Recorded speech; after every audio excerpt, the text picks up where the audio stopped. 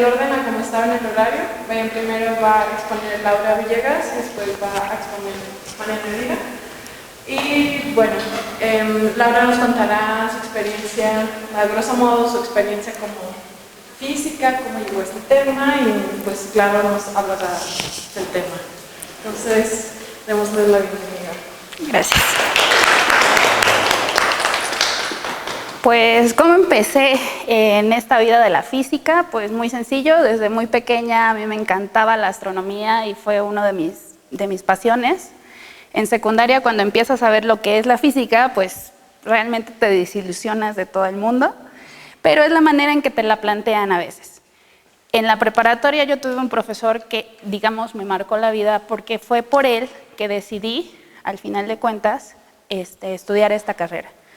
Es una carrera hermosa, es padrísimo, si la entiendes desde un principio y te esfuerzas y te apasionas por ella, todo el tiempo en que estés durante, no sé, estudiando, ya sean los 4 años y medio o más, pues va a llenar tu vida por completo, la verdad. Yo me fui al área de astronomía precisamente porque es una de las metas que yo me impuse desde pequeña. Y pues había varias ramas en las que a mí me encantaba estar. Una es la astronomía observacional, el estar pues en los telescopios, estar observando toda la noche, de hecho trabajo mejor en la noche. Entonces era una de las pasiones que yo tenía y lo pude probar o tuve esa experiencia en mi servicio social. Yo hice el servicio social con José Peña, del Instituto de Astronomía, en la parte de astronomía, astrofísica observacional. Hice un manual del cómo se maneja el telescopio de Tonantzintla, Puebla. Tomamos fotografías de las estrellas variables con el telescopio de 2 metros, no es cierto, de 1.8 metros de San Pedro Mártir. Entonces fue algo muy padre, pero me di cuenta de que pues eso no me apasionaba, era bonito, era fácil, estaba bien.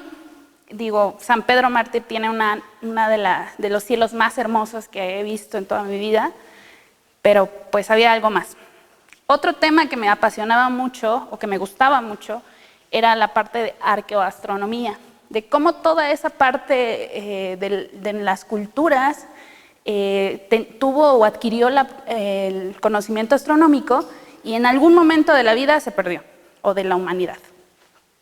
Entonces me gustaba mucho, pero no hay campo de trabajo en eso, y ahí es lo decepcionante, porque realmente todas las personas que vi sobre ese tema me dijeron, bueno, sí, está padre, pero tienes que hacer otros estudios, tienes que estudiar otra cosa, y eso que sea solo tu hobby.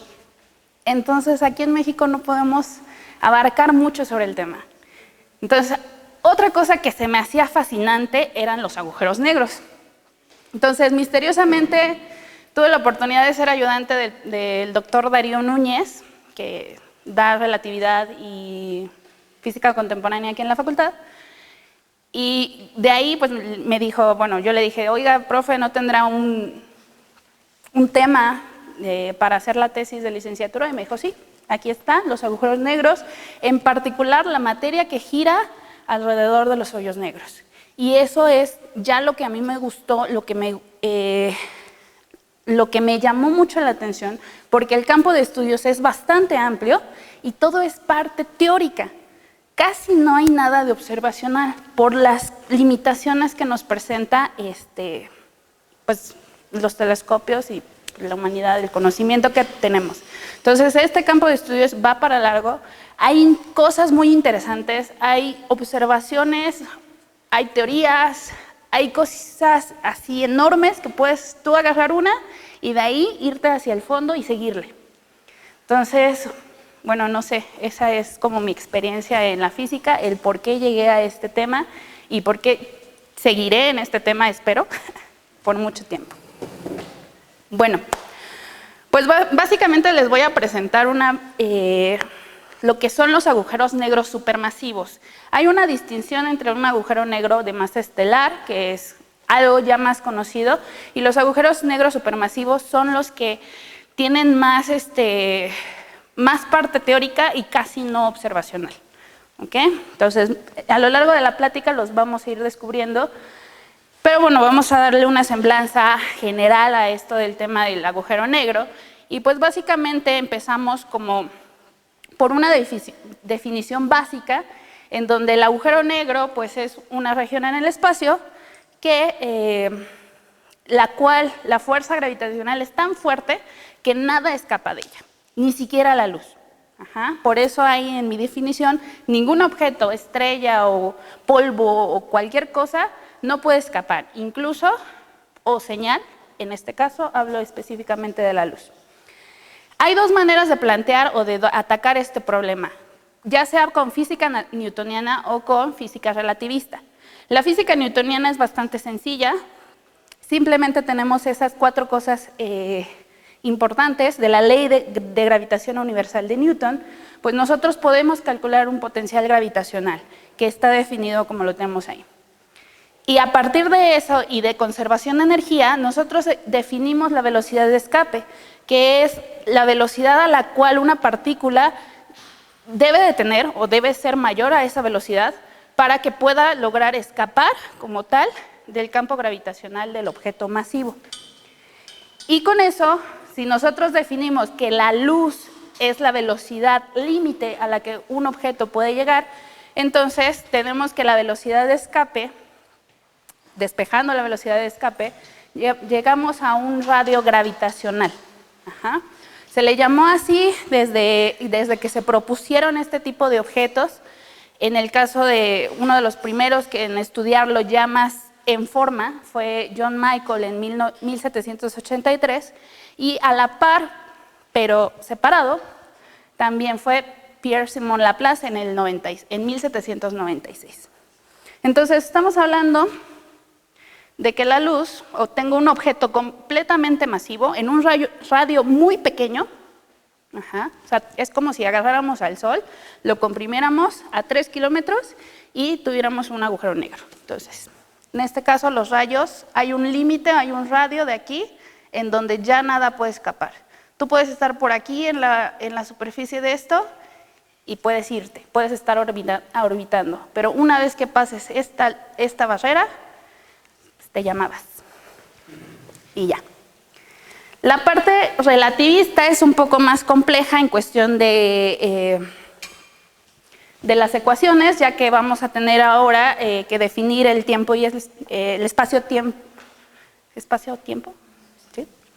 Bueno, vamos a definir este tipo de problemas con la ecuación de Einstein, en donde nosotros vamos a relacionar la curvatura del espacio con la materia que está haciendo o que está generando. Y una de los datos curiosos o de los resultados de la física relativista es esto. La materia le dice al espacio cómo curvarse y el espacio, al estar curvo, le dice a la materia cómo moverse. Entonces tenemos, por ejemplo, un objeto, que en este caso sería mi agujero negro, al centro de esta malla, y va a curvar el espacio-tiempo, pero las partículas a su alrededor van a moverse de acuerdo a esa curvatura. Entonces, las ecuaciones de Einstein son un sistema de 10 ecuaciones, aunque se vea una, ahí tenemos tensores, que nos van a definir 10 ecuaciones diferenciales, acopladas, no lineales, es decir, un sistema bastante complejo de definir y de solucionar. Solo bajo ciertas suposiciones nosotros podemos llegar a resolverlo. Y una de estas fue la solución de Schwarzschild, que se dio meses más tarde de la publicación de Einstein. Y pues básicamente nos habla de un espacio plano, en el cual nosotros al momento de hacer nuestras cuentitas lo suficientemente sencillas, podemos llegar a un radio de Schwarzschild. Y este radio de Schwarzschild, si se dan cuenta, también es el radio gravitacional que definimos a la diapositiva anterior. Y me dice exactamente lo mismo, es un radio límite en el cual las partículas dentro de él no van a poder escapar y por lo tanto vamos a tener un objeto masivo en un espacio reducido con una fuerza gravitacional enorme. Y eso nos define nuestro agujero negro. Pero bueno, si es negro, como lo vemos. Tenemos lo que es la espectroscopía, que simplemente es la manera en que nosotros vamos a medir o observar la radiación electromagnética. Y pues nosotros tenemos en nuestros telescopios, nosotros podemos ponerles espectrógrafos y ponerles filtros para que la luz que nos llegue, pues no nada más sea la visible, sino tengamos todo el espectro electromagnético de acuerdo al filtro que nosotros estemos utilizando. Este en particular es el Sol, es una mancha solar que está por acá. Eso está invisible y esa solo es la rama de los ultravioleta, ¿ok? Todo esto es el espectro ultravioleta, pero a diferentes longitudes de onda o frecuencia. Y nosotros podemos sacar varios resultados o varias mediciones a partir de esa luz que nos está llegando y del filtro que estamos viendo. Otro ejemplo, pues es la galaxia, ese es un brazo de nuestra galaxia en diferentes longitudes de onda o diferentes frecuencias. Y pues vemos información diferente. Al centro tenemos la luz visible, es lo que veríamos con un telescopio potente, con el tiempo de exposición lo suficientemente largo para captar detalles, pero pues tenemos ahí una masa o algo que nos está cubriendo la luz de atrás. No podemos ver qué hay allá. Tenemos una nube que nos está tapando la información. Entonces, con las diferentes longitudes de onda, nosotros captamos diferentes objetos, por ejemplo, en este caso del radio, aquí a su derecha, ahí donde está la manita, tenemos un objeto que está radiando, que emite fuerte radiación en longitudes de radio. Entonces, en el plano galáctico tenemos los rayos gamma, ¿ok? Los fenómenos que generan todo eso pues son variados, ustedes tendrían que ir y checar más a profundidad.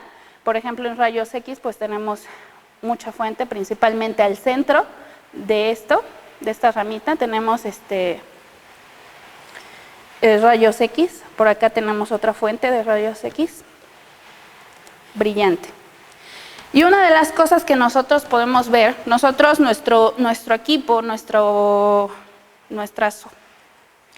telescopios, incluyendo los espaciales, nos limitan mucho. Visualmente no podemos ver las estrellas como tal, o sea, una estrella aquí, otra estrella acá. Nos cuesta mucho trabajo. Si queremos salirnos fuera de la galaxia es mucho peor, porque no podemos tener el detalle. Podemos ver, de hecho, un punto en nuestra imagen puede ser una galaxia entera. Pero gracias a la espectroscopía nosotros podemos definir si ese punto es o una estrella o una galaxia. Y en este caso pues también tenemos varias imágenes en diferentes, captadas con diferentes filtros y pues tenemos varias condiciones en esta galaxia, es la galaxia Whirlpool.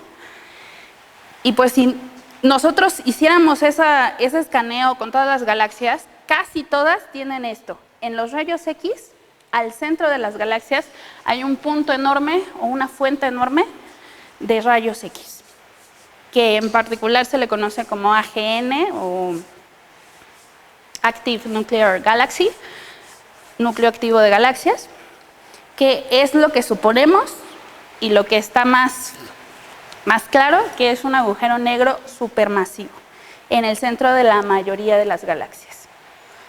El primer candidato fue Cygnus X1, es una estrella supergigante. Si nosotros lo vemos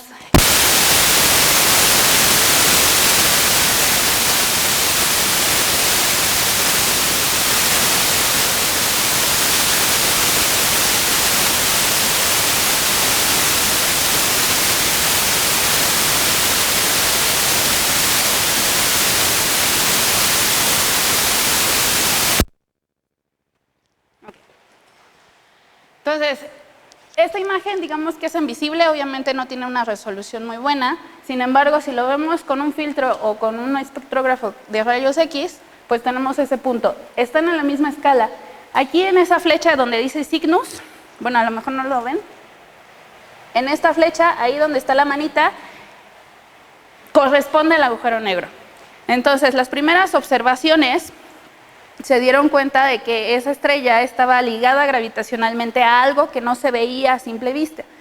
Cuando hicieron el escaneo en rayos X, encontraron este objeto que tenemos aquí, que es una fuente de rayos X, muy poderosa. Entonces, una imagen, digamos, compuesta ya de varias longitudes de onda, pues es esta, es la nebulosa del Tulipán, en donde nuestra estrella, o Cygnus X1, es esta que tenemos aquí. También una característica de los agujeros negros supermasivos en ocasiones, no es cierto, de los agujeros negros en general, son los jets. Entonces, se cree que esta parte azul que tenemos aquí forma parte del jet que está expulsando el agujero negro. Entonces, son características de este sistema que fue uno de los primeros candidatos y que más tarde se llevó a cabo. ¿Ok? Listo. Otra de las técnicas que nos permite ver con mayor resolución los problemas, pues es la interferometría. Aquí pues yo quería hablar, porque Mariana iba a hablar un poco de ondas gravitacionales y ella les iba a explicar, supongo que un poquito de cómo son los interferómetros.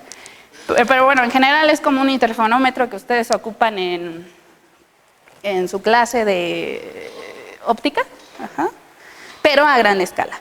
Entonces hay de dos diferentes disposiciones, unas son con radiotelescopios, como el de Very Large Telescope, el de abajo no me acuerdo cómo se llama, y pues tenemos también los interferómetros de LIGO y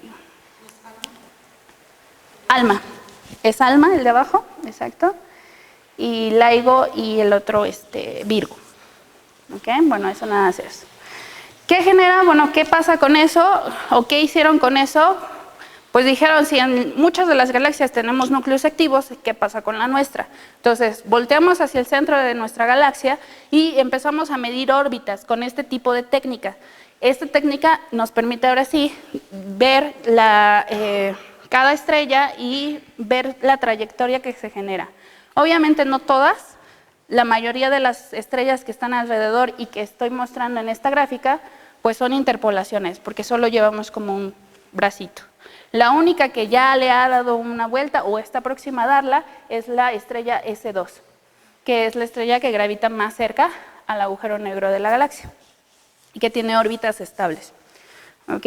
Entonces, con estas estrellas nosotros podemos medir la masa de nuestro agujero negro y en particular el nuestro es de 10 a la 6 masas solares aproximadamente. Entonces vamos a ver. Esta estrella tiene una masa de 20 masas solares. ¿Ok? Bueno, ¿cómo se crean estos objetos? Una estrella, un objeto, un agujero negro de masa solar se crea por evolución estelar. Simplemente una estrella lo suficientemente masiva pasa por las diferentes etapas de su vida y llega el momento en que colapsa y se vuelve supernova. Esta supernova va a perder la mayor parte de su material. Si las estrellas son aproximadamente de decenas de masas solares, pues entonces el agujero negro también será de decenas y mucho más pequeña que la original, que la estrella progenitora. Entonces, tenemos un problema, porque si una estrella es a lo más de 100 masas solares, de 200 masas solares, ¿cómo puedo hacer un agujero negro de 10 a las 6 masas solares? Esos son los agujeros negros supermasivos, que van desde el rango de 10 a la 5 hasta 10 a la 9 masas solares. Entonces, ¿de dónde salió? No puede ser por evolución estelar, porque las estrellas más grandes conocidas son de aproximadamente 259, creo que la tengo por ahí. Y entonces, ¿de dónde salieron estos objetos? Esa es una de las preguntas abiertas y eso es lo que yo me estoy enfocando en mi maestría. Pues datos importantes, todas estas en la imagen, todos los circulitos, no sé si se logran a ver, son agujeros negros. Ajá. Y el central, que está en círculo más azul, más grandote, es Sagitario A estrella, que es el agujero negro de nuestra galaxia. Entonces sí tenemos muchos pequeños, pero uno enorme. Entonces hay varias hipótesis o varias teorías de cómo se formaron. Una son las estrellas de población 3, que son estrellas primordiales, son las primeras estrellas que se pensaría son lo suficientemente masivas para formarlas.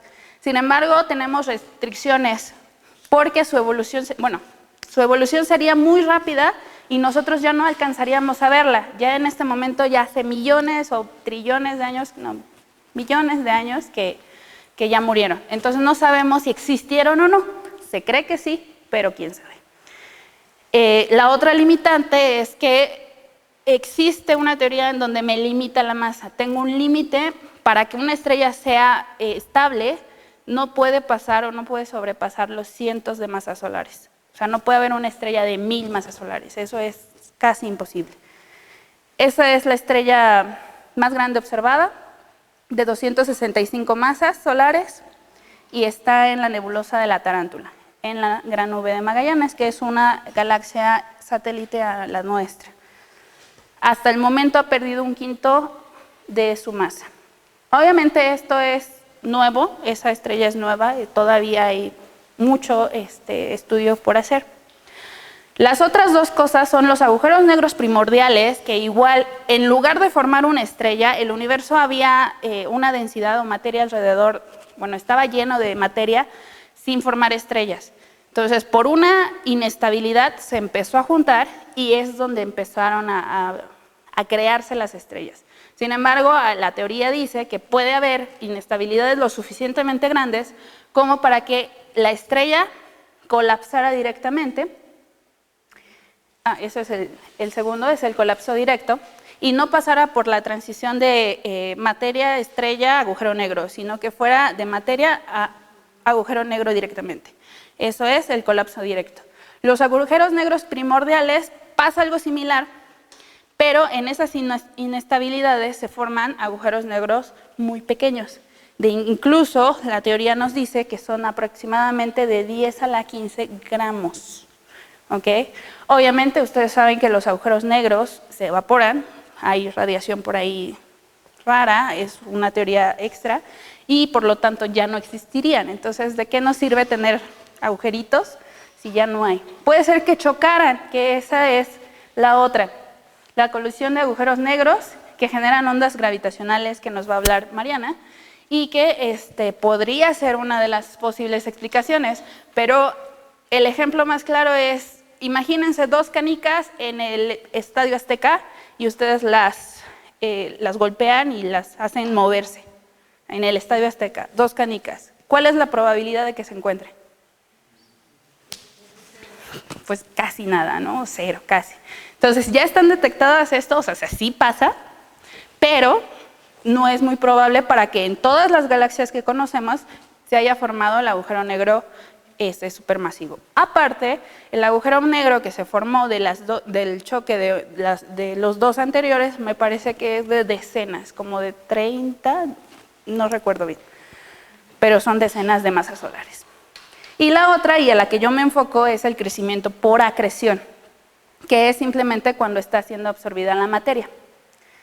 Hay una teoría muy amplia de cómo acreta la materia, y se le conoce como la acreción de Bondi, que simplemente está el agujero negro y todo le cae radialmente. Esa es simple, es sencilla la teoría. Tenemos simetría esférica, una densidad estacionaria, quiere decir que jamás se va a acabar la materia que está acretando y que es un fluido lo que está cayendo. Se modela con fluidos. Ecuación de continuidad que nos enseñan, creo que en cuarto semestre, la ecuación de Euler, que también por ahí nos hablan en dinámica de fluidos, y con ello nosotros podemos encontrar una tasa de acreción. ¿A qué ritmo crece? Cae, perdón.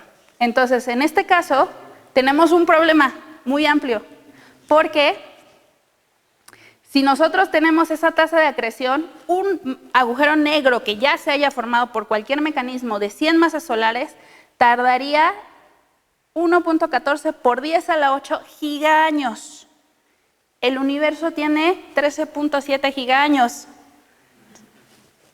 No es posible.